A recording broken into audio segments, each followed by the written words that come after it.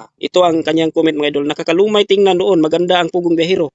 Gusto kong panoorin. Ngayon wala nang gana. Dapat busy sa tutulong sa mga mahihirap. Ngayon nakakasawang tingnan. Mas maganda pa si Daddy Frankie. Panoorin. Ayaw ko nang manood sa kanila. Tapos meron pang isa mga idol.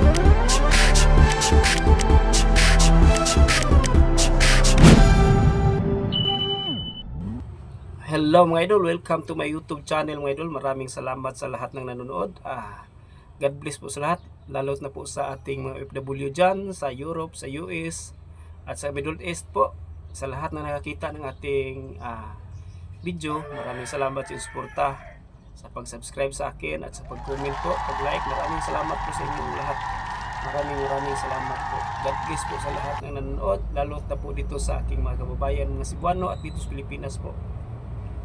Ang aking video po ngayon mga idol, tungkol po may nabasa akong negative comment po sa ating pambansang Chris Pao po mga idol. Reaction po niya yon, tapos opinion niya yon. Gawa natin ng reaction video.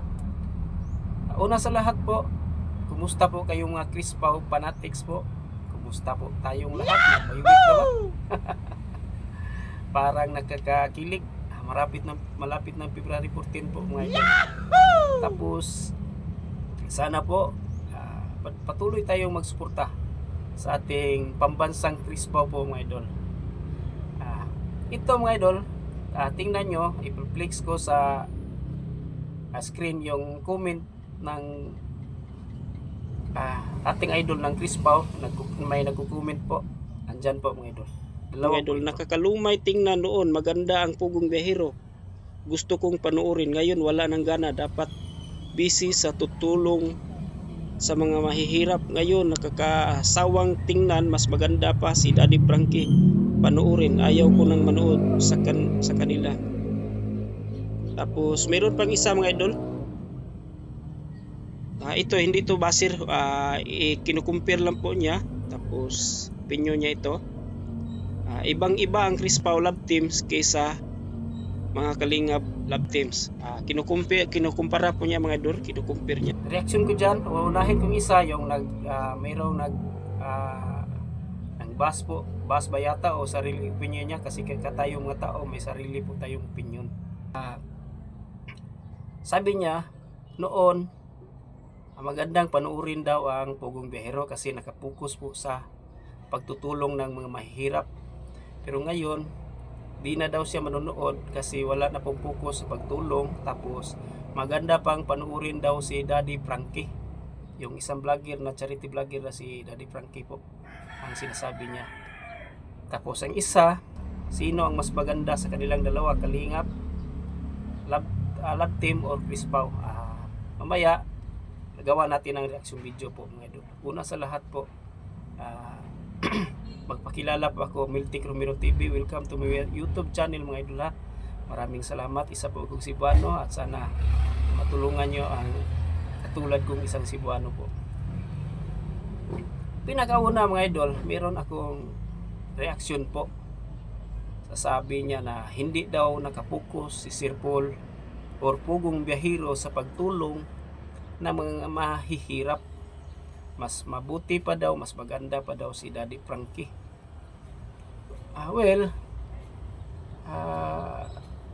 Sariling opinion naman niya yan. Kasi bawat tao may opinion tayo. Kasi kahit gumagawa pa tayo ng kabutihan dito sa mundo, mayroon ding mga negative reaction pa rin.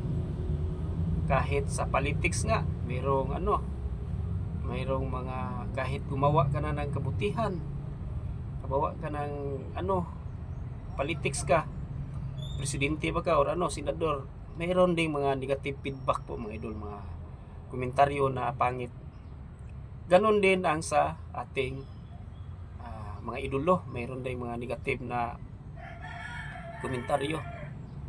Ang masasabi ko lang sa inyo idol, yung sino ka mang nagko-comment dyan, nagtutulong naman po si Sir Pugong Biyahero. Hindi naman nawala ang pagtutulong niya sa mga tao. Sabi pa nga niya, hindi sila nagbungga, hindi sila ah, doon lang po sila sa PB House nag-celebrate kasi para makatipid po, para makatulong sa mga mahihirap. Ang pira na gamitin sa sa pag bungga-bungga nang pumunta ng mga beach ba yun, o mga mall, or saan, mga binyo na mga maganda, hindi nila ginawa. Doon lang po sila sa bahay kasi para makasave po. Sabi mo na mas maganda pa si Daddy Frankie kay ni Sir Paul sa Pugong Biyahero, ay sarili mo namang opinion yun. Wala pong magagawa kami kung yun ang kinukonfirm mo na mas maganda pa si Daddy Frankie. Tingnan, sariling opinion mo yun kasi tayong lahat may mga sarili po tayong desisyon sa buhay. Kung yun ang nakikita mo na pangit na panoorin ang Pugong Biyahero, ikaw. Kasi kami always supportive kami sa Pugong Biyahero po, die hard fans po kami, lalo na po sa Crispaw. Kasi wala naman tayong dito. Kung saan tayo masaya, doon tayo. Kasi wag ka na lang mag-comment ng ganon kasi hindi naman po totoo na nawala na ang tulong ni Pugong Biyahero sa mga mahirap. Balance po ang kanyang desisyon. Mag-Crispaw siya ngayon na teleserye, tapos pagka bukas tumutulong naman po siya. Kasi yung Crispaw malaki ang hatak ng views, tapos alam mo naman na mga vlogger, mga charity vlogger, hindi po sila palaging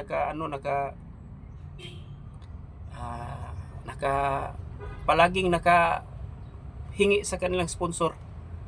Gumagamit naman po sila ng sarili nilang pera, sarili nilang sweldo, sarili nilang kita sa kanilang pag-vlog.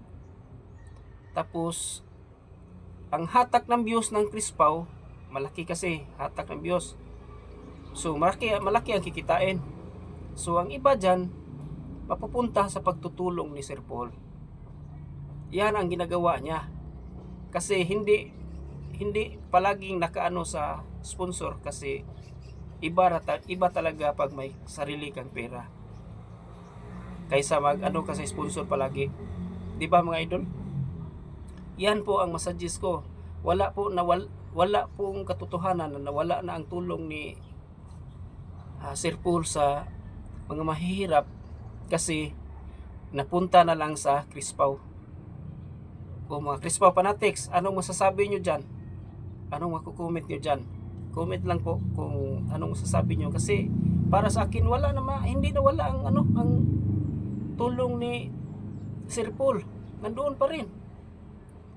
Binabalance lang po niya. Crispaw ngayon, bukas tulong. Crispaw ngayon, bukas tulong na naman. Kasi malaki ang hatak ng Crispaw. Malaki ang kikitain niya. Tapos ang kita doon, iba dyan sa mapupunta sa tinutulungan ng mga mahihirap. Yan ang paraan ni Sir Paul para mabalance niya ang hindi naman marami siyang sponsor, mga donasyon na naaabot sa kanya, pero mas mabuti na may sarili siyang pera. Kasi pag mayroong katulungan dyan niya, walang sponsor, katulad ng may estudyante silang pinaaral, may mga scholar sila na nawalan ng tulong, nawalan ng sponsor, si Sir Pugong ang nag-adapt dyan. Siya ang yung nag-shoulder dyan, di ba? Nag-shoulder sa sa mga wala ng sponsor, nawawalan ng tulong na dumating. Tapos maawa siya sa bata, siya ang nag-shoulder dyan. Yan lang po ang aking masasabi. Palagi naman po nakatulong po si Sir Pugong Biyahero. Tapos kung sabi mo mas maganda pa ang si Daddy Frankie, sariling opinion mo yun, kasi tayong lahat may iba-ibang desisyon sa buhay. Tapos itong isa mga idol, magkaiba ang Kalingap Love Teams kaysa Crispaw, sabi niya. Para sa akin magkaiba po, kasi nakapanood ako noon ng Rochelle Yung Rochelle mga idol, naalala nyo, katong kang Ruel Malalag sa Kalingap, si Rachel Morales at saka si Ruel Malalag. Di ba may love team sila noon? Nakasubaybay ako doon. Ibang iba po. Kasi dito sa kang Krishna at saka kang Sir Paul, halo-halo po. May seryoso, may tawanan, may sira-sira. Kasi sira all po si si Krishna eh. Ang mga viewer po, napakaganda pong tingnan na merong seryoso, meron naman pong pakilig, meron naman pong patawa, di ba mga idol? Tapos sa sa kang Rochelle sa una sa Kalingap, puro pakilig po. Walang masyadong wala masyadong tawanan. Yan lang po ang makukumpare ko. Magkaiba po sila kasi dito sa kang Sir Paul sa Crispaw, maraming tawanan. Tapos ay yung mga nila mga idol, mga artista ba, parang mga talent nila. Ang sa Kalingap noon, mga hang, mga magagandang lalaki, mga matigas, mga matangkad. Parang parang sa artista ba, piling-pili ang mga gisting, yung mga talent nila. Di ba, my idol, kahit si Melvin nga, kinuha nila ang talent, si Junjun. Wala silang pili, ang sarili rang basta marunong kang umarte, pwede ka sa Crispaw, sa Kalingap, sa Pugong Biyahero. Pero sa iba sa Kalingap kasi mga parang dahang, parang mga artistahin po mga mukha sa mga kasama nila doon, mga lalaki. Dito sa sa Sir Pugong, hindi naman po tayo simple lang po dito sa Sir Pugong po. Humble po sila kasi pag marunong kang umarte, pwede kang mag-arte. Katulad ni Melvin, kinuha nila ng waiter ba yun sa sa teleserye nila, waiter. Tapos si Junjun, kinuha nila si Abraham Yula, si Ralph, sila ra, si Mang Ili, sila ra ba? Sila lang po palagi ang hindi na po sila naghanap ng ibang talent, sila na po ang naggawa. Basta marunong kang umarte. Yan ang kaibahan po. Tapos pagdating sa bunggahan, pagdating sa gastos, sa tingin ko mas magastos ang Kalingap kasi nakita ko noon sa kanila mga teleserye na napaka bungga po doon sa mga beach na maganda, sa mga venue na maganda. Kasi mga mayaman sila eh. Ay hindi naman sa sa Pugong Biyahero, mayaman naman si Sir Pugong, pero marunong siya ng pera para ang pera na makulikta niya mapunta po sa kanyang tinutulungan. Nagsisave siya ba mga idol ba? Nagsisave mga idol na sa Tagalog pa basta nagsave siya. Iba, yan ang kaibahan po.